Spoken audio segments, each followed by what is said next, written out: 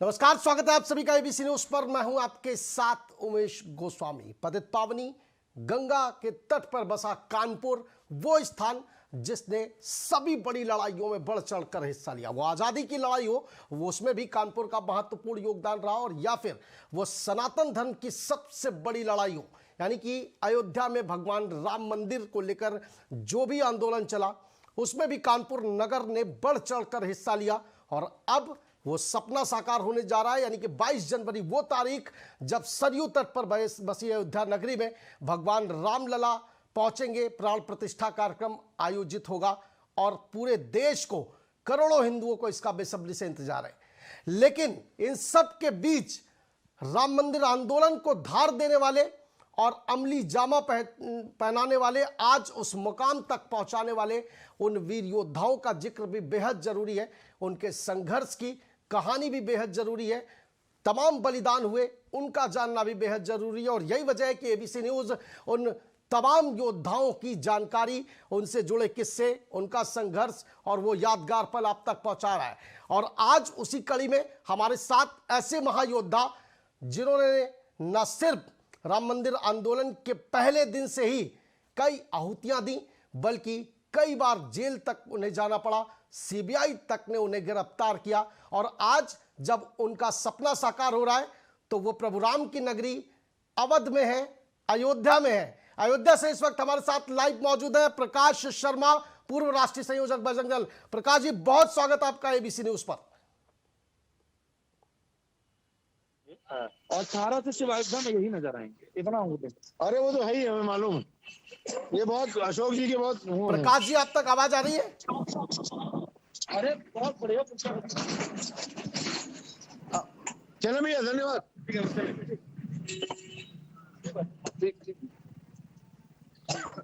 प्रकाश जी, आपको आवाज मिल रही है?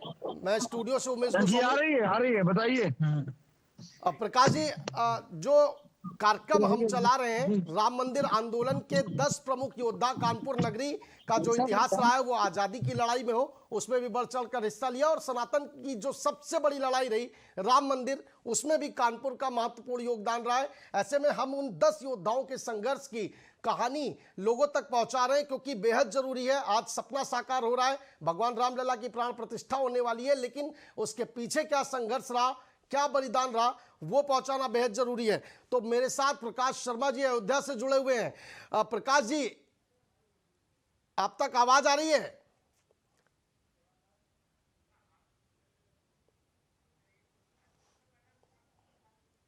प्रकाश जी तक कुछ टेक्निकली प्रॉब्लम की वजह से हमारा संपर्क नहीं हो पा रहा। उनसे दोबारा हम जोड़ने की कोशिश करेंगे, लेकिन उससे पहले ये तस्वीरें आपको दिखा रहे हैं। ये 1992 की तस्वीरें, जब कार सेवा, दूसरी कार सेवा का बेहद अहम दिन, और 6 दिसंबर 1992 को जब जो विवादित ढांचा था उसको ढाया गया था। तमाम बड़े हिंदू संगठन, विश्व हिंदू परिषद, संघ और बजरंग दल के कई बड़े नेता और भी कई हिंदू संगठन ने वहां पर कार सेवा दी। लाखों भक्त वहां अयोध्या पहुंचे थे। और उसके बाद एक वो पल ऐसा आया जिसने सनातन धर्म की पताका को पूरे विश्व में लहरा दिया और विवादित ढांचा वो गिरा दिया गया था। राम मंदिर का सपना साकार हो रहा है, लेकिन उस सपने के पीछे कितना संघर्ष रहा, कितना बलिदान रहा, कितनी आहुतियां दी गई, वो सब जानना आपके लिए बेहद जरूरी है। और यही वजह है कि एबीसी न्यूज लगातार मुहिम चला रहा है, उन महायोद्धाओं के किस्से, उनके संघर्ष की कहानी आप तक पहुंचा रहा है। एक बार फिर अयोध्या से प्रकाश शर्मा जी हमारे साथ जुड़ चुके हैं। प्रकाश जी, बहुत स्वागत आपका एबीसी न्यूज पर। जी बहुत बहुत धन्यवाद, बहुत स्वागत है आपका। बताएं भाई साहब। प्रकाश जी, आज वो वक्त आ चुका है, वो पल आ चुका है जिसके लिए जो आप लोगों ने संघर्ष की एक इबारत लिख दी, जो कि इतिहास के पढ़ने में दर्ज होने जा रही है। 22 जनवरी वो तारीख भगवान रामलला की प्राण प्रतिष्ठा का आयोजन होगा। आप अयोध्या में मौजूद हैं। फिलहाल तो जो ये प्राण प्रतिष्ठा का कार्यक्रम है, इसको लेकर के आपके मुख से 2 शब्द, उसके बाद चर्चा की शुरुआत करेंगे उन संघर्ष की जीवंत कहानी दर्शकों तक। देखिए, हमारा सहयोग तो बहुत न्यूनतम है। हम लोग तो बहुत एक छोटे से सिपाही हैं। 500 वर्षों तक यह संघर्ष चला है। जिस क्षण बाबर ने आदेश देकर उस स्थान को भग्न करने का प्रयास किया था, तब से लगातार हिंदू समाज इसकी वापसी के लिए प्रयत्न करता रहा है। उसका 77वां संघर्ष ये 1984 में प्रारंभ हुआ था, जिसको दिशा देने का काम, जिसकी रणनीति बनाने का काम विश्व हिंदू परिषद और उसके नेता श्री अशोक सिंघल जी ने राष्ट्रीय स्वयंसेवक संघ जैसे बड़े सामाजिक संगठनों, अनेक अन्य सामाजिक संगठनों को जोड़कर और पूर्ण संतों के निर्देशन में यह काम किया था। हम सब ने जो प्रयत्न किया, हिंदू समाज का जैसा जन जागरण किया, हिंदू समाज की सामूहिक संगठनात्मक शक्ति के आधार पर आज वह दिन आया है कि सर्वोच्च न्यायालय के निर्णय के बाद भगवान श्री राम की जन्मभूमि पर प्राण प्रतिष्ठा होने जा रही है। हम सब यह सुखद अनुभव महसूस कर रहे हैं, और सिर्फ राम जी की प्राण प्रतिष्ठा नहीं हो रही है, पूरी अयोध्या का गौरव ये समाज में पूरी दुनिया के सामने आ रहा है। प्रकाश जी, बिल्कुल 1984 वो साल माना जाता है जब राम मंदिर का जो आंदोलन था वो उसे प्रमुख रूप से धार दी गई थी, और 1984 में जब बजरंग दल का गठन हुआ उस दौरान भी आपको दायित्व सौंपा गया। उस वक्त क्या उम्र थी, युवावस्था में थे, बिल्कुल जाहिर सी बात है। कैसे मन में आया कि इस आंदोलन से जुड़ना चाहिए? देखिए, मेरी आयु उस समय 23 वर्ष थी। उस आंदोलन का नेतृत्व कर रहे अशोक सिंघल जी लंबे समय तक कानपुर में रहे थे। उनका सानिध्य मुझे बचपन से प्राप्त हुआ। राष्ट्रीय स्वयंसेवक संघ की शाखा में जो प्रेरणा राष्ट्रभक्ति की और धर्म की रक्षा का संकल्प जो हमको कराया गया, उससे प्रेरित होकर के और मैं संघ की योजना से श्री राम जन्मभूमि आंदोलन के लिए बजरंग दल के काम में एक वार्ड के एक मोहल्ले के संयोजक के रूप में आया, और लगभग 25 वर्षों तक बजरंग दल के काम के साथ मैंने श्री राम जन्मभूमि के आंदोलन में सक्रियता से भाग लिया, और आज भी मैं प्रत्यक्ष रूप से उस आंदोलन के साथ, उस अभियान के साथ जुड़ा हूं। प्रकाश जी, उसके बाद आपको अवध प्रांत की संयोजक का दायित्व मिला, कानपुर में रहकर वो कौन से, फिर विभाग, फिर अवध प्रांत जी, उसके बाद कानपुर में रहकर किस तरह से रणनीतियां बनाते थे, क्या रूपरेखा तय होती थी, कहां पर बैठते थे, कौन लोग आपके साथ प्रमुख रूप से रहते थे, थोड़ा वो संघर्ष की कहानी दर्शकों। देखिए, मुझे लगता है कानपुर का योगदान इस पूरे अभियान में अत्यधिक है, और अत्यधिक इसलिए है कि पूजनीय अशोक जी का भी केंद्र लगभग 20 वर्षों तक कानपुर रहा है, और इसलिए अधिकांश नौजवान टीम जो सक्रिय रहती थी वो सीधे उनसे परिचित थी। बजरंग दल के जो पहले संयोजक हुए श्री विनय कटियार जी, उनका भी केंद्र कानपुर में रहा है, और एक बड़ी मात्रा में नौजवान उनसे सीधे जुड़ा हुआ था। हम सब उनके नेतृत्व में, हमारे यहाँ काम करने वाले वो हमारे दीपक शर्मा जो आज पार्षद हैं, श्री रवि पोरवाल जी, सतीश वाजपेयी जी आज हमारे बीच में नहीं है, हमारे श्री हरि दीक्षित जी, उनका बड़ा योगदान रहा है, राजेश त्रिपाठी, अवधेश त्रिपाठी, विश्वतोष मुखर्जी जो आज इस दुनिया में नहीं है, ऐसे अनेकों, रमेश त्रिपाठी बाबा, श्री सुरेश गुप्ता जी वो भी आज इस दुनिया में नहीं है, ऐसे सैकड़ों कार्यकर्ता ये लगातार इस अभियान में लगे रहे, और जब भी अयोध्या की आवश्यकता हुई एक बड़ी मात्रा में नौजवान हजारों की संख्या में कानपुर से अयोध्या आता रहा है। प्रकाश जी, रामलला मंदिर कानपुर नगर में एक प्रमुख केंद्र रहा है राम मंदिर आंदोलन से जुड़ा हुआ, जहां आप लोग बैठकर रणनीतियां तय करते थे, वहां कौन कौन रहता था? बड़े मुझे लगता है कि रामलला नगर तक तो हम बाद में पहुंचे हैं। प्रारंभ में काम श्रद्धानंद नगर, यानी जो हार्ट ऑफ द सिटी जिसे हम जनरलगंज का इलाका कहते हैं, उसके आसपास, शिवालय के आसपास जहां मेरा निवास था, परेड में सुरेश जी का निवास था, फिर उसके अतिरिक्त शास्त्री नगर में एक बड़ा अच्छा काम हमारा था, सदर खंड में जहाँ हरि दीक्षित रहा करते थे वहां बहुत अच्छा काम था, उसके पश्चात किदवई नगर, और धीरे धीरे ये पूरे महानगर में व्याप्त हो गया। रामलला काफी बाद में उस केंद्र तक हम पहुंचे हैं, लेकिन मूल रूप से रणनीति जैसे हमारे यहाँ शहर के बीचों बीच श्रद्धानंद पार्क है, वह हमारा एक केंद्र रहा, शिक्षक पार्क हमारा एक केंद्र रहा, नारायणी धर्मशाला ये हमारी एक केंद्र रही। आपको यह जानकर आश्चर्य होगा कि जिस स्थान पर मैं रहता हूं आज पूरे कानपुर में वो गली बजरंग दल की गली के नाम से ही प्रसिद्ध हो गई है, क्योंकि आंदोलन का एक बहुत बड़ा केंद्र वहां होता रहा है, वहां से चलता रहा है। बिल्कुल प्रकाश जी, जब 1990 का दौर आया, 1990 वो साल रहा है पहली कार सेवा का, जो प्रमुख रूप से देश भर से लोग बुलाए गए थे कार सेवा के लिए, वहां पहुंच रहे थे। उस दौर का कोई किस्सा, कोई संस्मरण बताएंगे कि जब कार सेवकों पर लाठीचार्ज और उसके बाद गोली कांड हुआ, उस वक्त क्या भूमिका थी आपकी? 30 अक्टूबर को कार सेवा में जब सरकार ने सारे रास्ते बंद कर दिए तो दक्षिण पश्चिम और उत्तर पश्चिम के सारे क्षेत्रों से, उत्तर से भी जो लोग अयोध्या जाने वाले थे उनको कानपुर से ही होकर के जाना था, और उत्तर प्रदेश की सरकार ने कानपुर में व्यापक अभियान चलाया कार सेवकों को उतारने का। लेकिन उससे पहले ही प्रकाश जी अभियान में कानपुर के कार्यकर्ताओं ने पूरी तन्मयता के साथ बिना गिरफ्तार हुए और इसकी पूरी योजना संरचना की, जिसमें अगर मैं याद करूं तो आदरणीय डॉक्टर श्याम बाबू गुप्ता, हमारे पूर्व के सांसद जगतवीर सिंह जी द्रोण, हमारे देवपाल सिंह जी, ऐसे अनेकों, सत्यदेव पचौरी जी जो आज सांसद हैं, ये सब राजनीतिक कार्यकर्ता होने के बाद भी उस अभियान में विश्व हिंदू परिषद के काम में लगे। लेकिन एक बहुत बड़ी मात्रा में युवा वर्ग या बजरंग दल के कार्य से उस समय जुड़ा। प्रकाश जी, जो ये दौर, हमने मुलायम सिंह जी की चुनौती को स्वीकार किया, सिर्फ वहां गिरफ्तार हुए लोगों की अनेकों लोग यह अयोध्या भी पहुंचे, जिसमें मैं था, हमारे मदन मालवीय जी थे, ऐसे अनेकों लोग भी 30 अक्टूबर के उसका अभियान में अयोध्या तक पहुंच पाए थे। प्रकाश जी, मैं यही जानना चाह रहा हूं और हमारे तमाम दर्शक जो राम भक्त है वो भी ये जानना चाह रहे हैं कि जब प्रशासन इतना मुस्तैद था और मुलायम सिंह सरकार में जब साफ तौर पर अयोध्या नगरी में फाउंडेशन लगा दिया गया था पहुंचने पर, कैसे पहुंचे थे आप और क्या कुछ उस दौरान गुजरा था? किन रास्तों से होकर के, कैसे बचते हुए छिपते हुए प्रशासन की नजर से, और कितनी टीम थी आपके साथ? कहीं बीच में ट्रेन रुक गई, मियागंज वाला एक स्थान था, वहां पर हम उतर गए, ग्रामीणों ने हमारा सहयोग किया, लोगों ने साइकिल की व्यवस्था की, कुछ पैदल चले, कुछ ट्रैक्टर पर चले, ऐसे करते करते हम अयोध्या तक पहुंचे। सिर्फ मैं ही नहीं, भारत से आए लाखों लोग यह 30 अक्टूबर को अयोध्या इसलिए पहुंच सके कि उस क्षेत्र के पूरे हिंदू समाज ने यह तय कर लिया था कि मुलायम सिंह की उस घोषणा कि हम अयोध्या को में परिंदे को भी पर नहीं मारने देंगे, इसको विफल करके दिखाएंगे। और उन्होंने विफल करके दिखाया। 30 अक्टूबर को कार सेवा भी हुई और भगवा फहरा करके हिंदू समाज ने मुलायम सिंह को मुंहतोड़ जवाब दिया।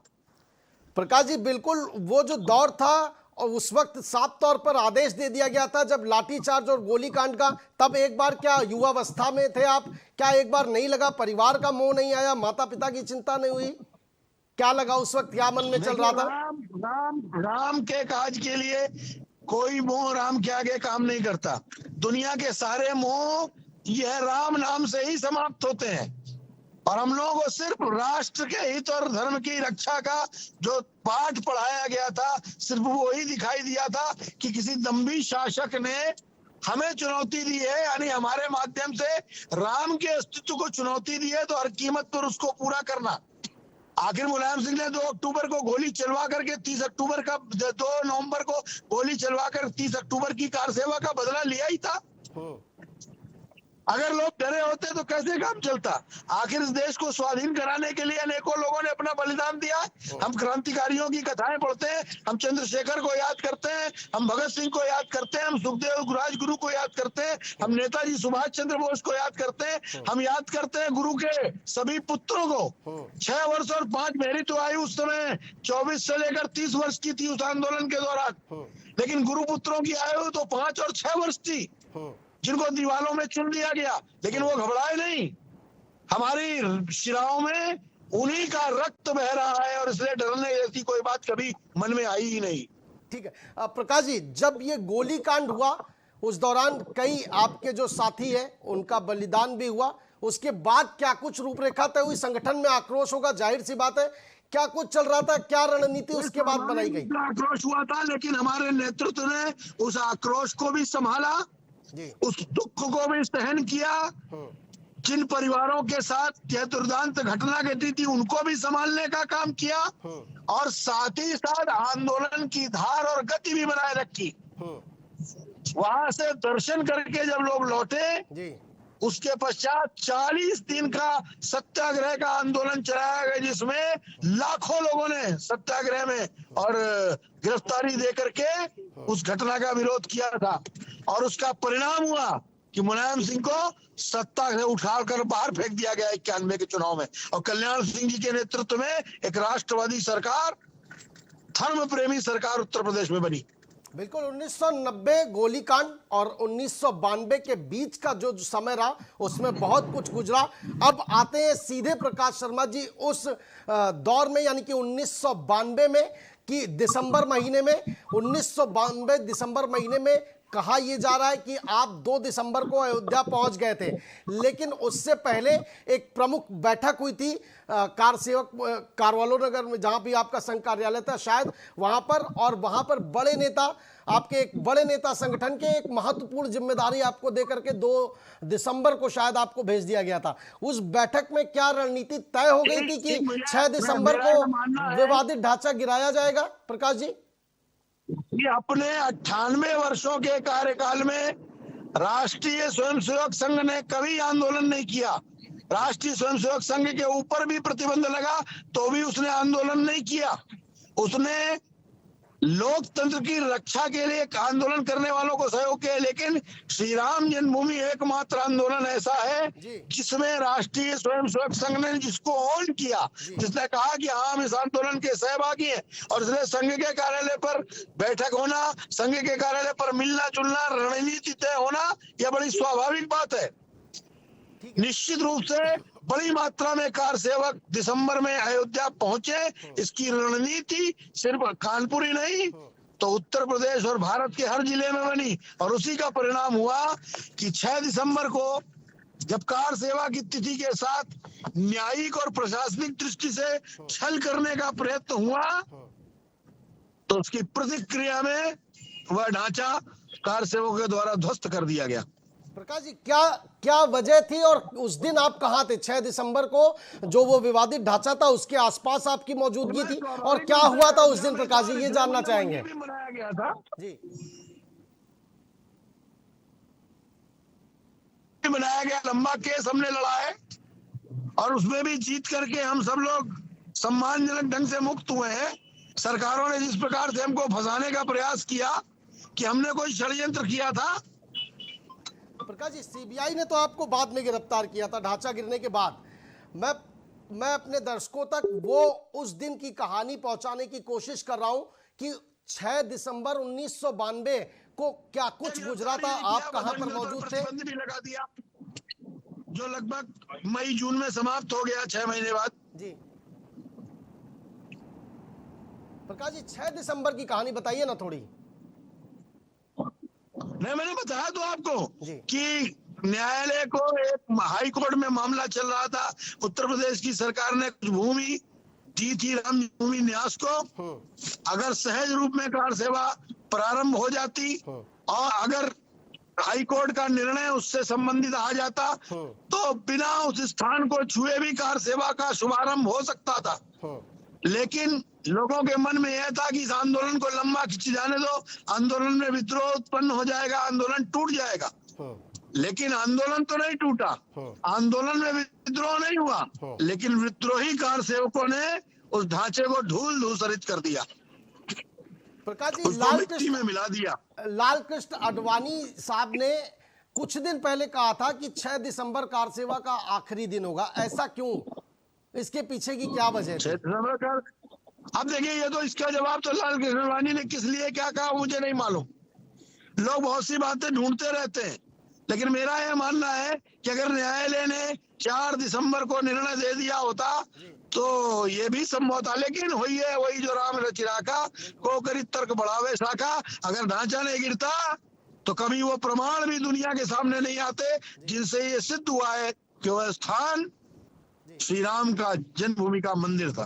ठीक है, अब प्रकाश जी आ जाते हैं आज की आज के समय में जो राम मंदिर को लेकर सियासत हो रही है, जो कि नहीं होनी चाहिए, लगातार जो विपक्ष है उनके बयानबाजी सामने आ रही है। स्वामी प्रसाद मौर्य के अनर्गल बयान सुने, उसके बाद शिवपाल यादव कद्दावर नेता है समाजवादी पार्टी के, उनका कई बयान आया कि मंदिर की जरूरत नहीं थी, अस्पताल और उसमें शिक्षा में पैसा लगाना चाहिए। इस तरह की बयानबाजी को कैसे देखते हैं, जबकि आपने इतना संघर्ष किया था?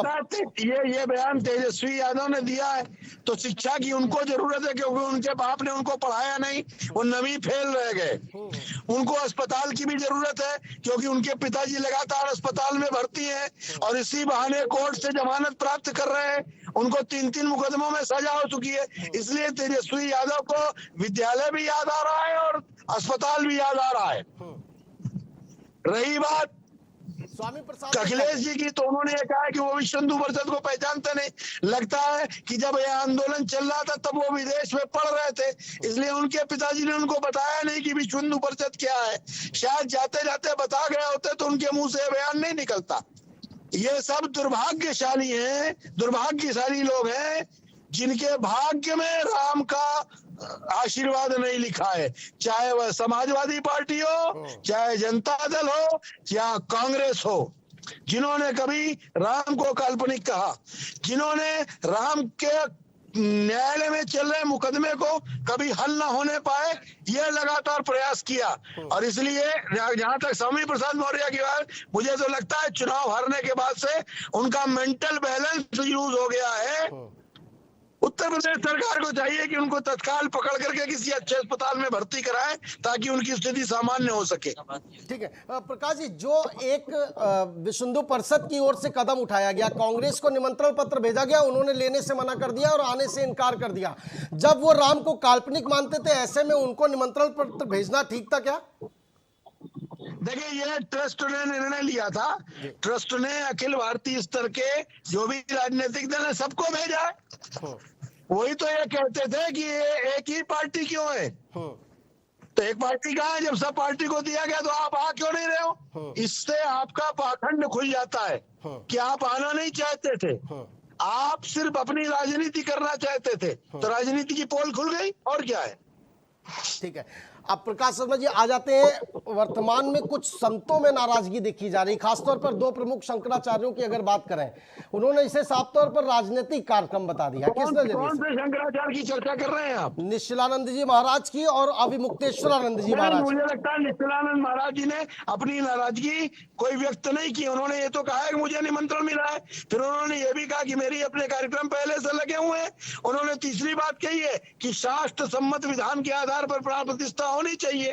तो ये सब देखना वैदिकों का काम है, वो देख रहे हैं। और दूसरा कोई संत कौन है जिनके बारे में जिन्होंने विरोध किया है?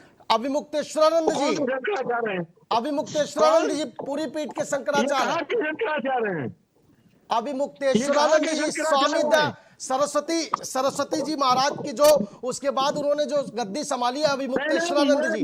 अविमुक्तेश्वरानंद जी कहाँ के शंकराचार्य हैं? पूरी मठ के। और कैसे, किसने इनको शंकराचार्य नियुक्त किया है? ये तो सनातन धर्म की जो परंपरा रही है उसके तहत तो शंकराचार्य कोई परंपरा है, गुरु शिष्य परंपरा रही है ना शंकराचार्य में। ज्योतिष पीठ में ब्रह्मानंद जी, शांतानंद जी के बाद वासुदेवानंद जी, ये कहाँ से आ गए? और स्वरूपानंद जी, पूज्य स्वरूपानंद जी ज्योतिष पीठ के कैसे हो गए? शंकराचार्य ने ऐसी कौन सी वो डाली थी कि एक शंकराचार्य दो जगह का शंकराचार्य हो जाए? निश्चलानंद जी ने एक साफ तौर पर, देखिए ये अभिमुक्तेश्वरानंद जी जो हैं, ये पूर्व पीठ गोवर्धन के शंकराचार्य निश्चलानंद सरस्वती जी, और उसको विस्तार पे सुने। उत्तर पीठ कहा कि हम सिर्फ ये चाहते हैं कि शास्त्र सम्मत तरीके से हो, तो शास्त्र सम्मत तरीके से होगा कि नहीं होगा यह देखना उन वैदिकों का काम है जो इस अभियान में लगे हैं। लेकिन प्रकाश जी, अविमुक्तेश्वरानंद जी की बात की तो आप ही नहीं बता पाए कि वो कहाँ के शंकराचार्य है? नहीं, वो पूर्व वो उत्तर पीठ के अवध, माफ कीजिएगा प्रकाश जी, उत्तर पीठ के शंकराचार्य अभिमुक्तेश्वरानंद सरस्वती जी महाराज। कहाँ से? अरे भाई मैं पूछ तो रहा हूँ, शंकराचार्य कैसे नियुक्त होते हैं? अरे ये सनातन परंपरा है, ये आप लोग बेहतर जानते होंगे। गुरु शिष्य परंपरा है ना। जी जी तो शांतानंद जी ने अपना उत्तराधिकारी नियुक्त किया।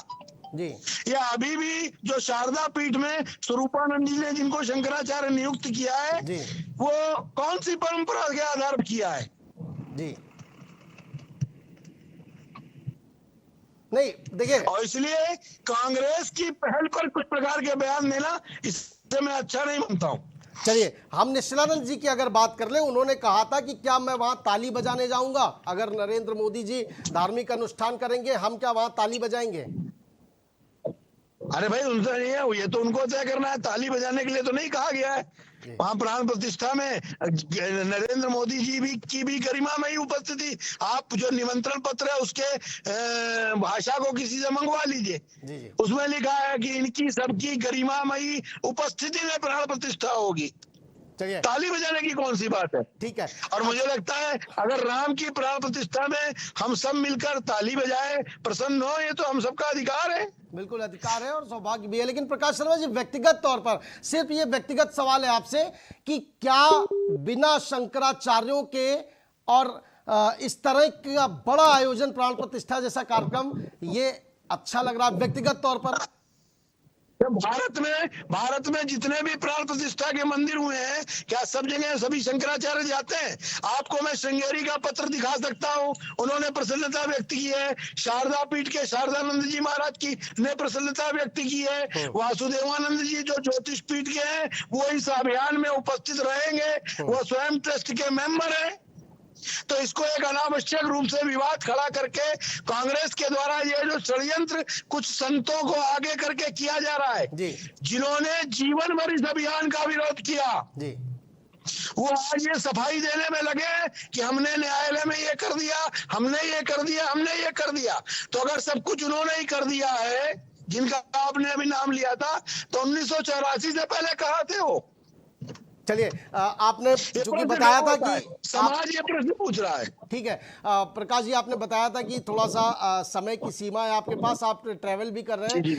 बस अब 2 लाइन में केवल वर्तमान में अयोध्या में क्या कुछ चल रहा है, क्या तैयारी चल रही है और कब से अनुष्ठान के जो कार्यक्रम है वो शुरू हो जाएंगे? उत्साह का वातावरण है, पूरे देश में उत्साह का वातावरण है। लाखों की संख्या में लोग अपने क्षेत्रों से कोई ना कोई नई चीज भगवान राम के लिए भेंट लेकर के आ रहे हैं। कोई इत्र और सुगंध लेकर के आ रहा है, तो कोई बहुत बड़ा नगाड़ा लेकर के आ रहा है, तो कोई टनों का घंटा लेकर के आ रहा है। यहाँ बड़ी मात्रा में 14 तारीख से भंडारे प्रारंभ हो जाएंगे। आने वाले भक्तों को भूखे ना रहना पड़े, आने वाले भक्तों को सब प्रकार का जो न्यूनतम सुविधा है वो उपलब्ध हो सके, इसका हम सब लोग मिलकर प्रयास कर रहे हैं। सैकड़ों की संख्या में स्वयंसेवी संस्थाएं यहाँ भक्तों की सेवा के लिए उद्यत है और भगवान राम ये 22 तारीख को अपने घर में विराजमान होंगे और अयोध्या का वैभव बढ़कर के अयोध्या विश्व के सर्वश्रेष्ठ नगर के रूप में स्थापित होगा, ऐसी मेरी कामना है। बहुत शुक्रिया प्रकाश शर्मा जी हमारे साथ जुड़ने के लिए। तो आपको बता दें कि पूर्व राष्ट्रीय संयोजक बजरंग दल के प्रकाश शर्मा जी अयोध्या से सीधे हमारे साथ लाइव जुड़े थे। उन्होंने बताया, क्योंकि वो राम मंदिर आंदोलन के महायोद्धाओं में से एक थे, उन्होंने बताया कि 1990 में जब गोलियां चलाने के आदेश मुलायम सरकार के दिए गए थे, उस दौरान कैसे रणनीति और योजना बनाई गई और इतने बड़े कांड के बाद भी कैसे जो बड़े नेता थे, जो शीर्ष नेतृत्व था, उन्होंने पूरे मामले को संभाला और मामला उग्र नहीं होने दिया। 1992 की घटना का भी उन्होंने जिक्र किया, वो उस वक्त वहीं पर मौजूद थे, अयोध्या में मौजूद थे, और जब वो विवादित ढांचा गिराया गया तब की भी जो भी तस्वीर थी उन्होंने बताई। फिलहाल इस कार्यक्रम में इतना ही, फिर होगी मुलाकात किसी और योद्धा के साथ, तब तक के लिए नमस्कार।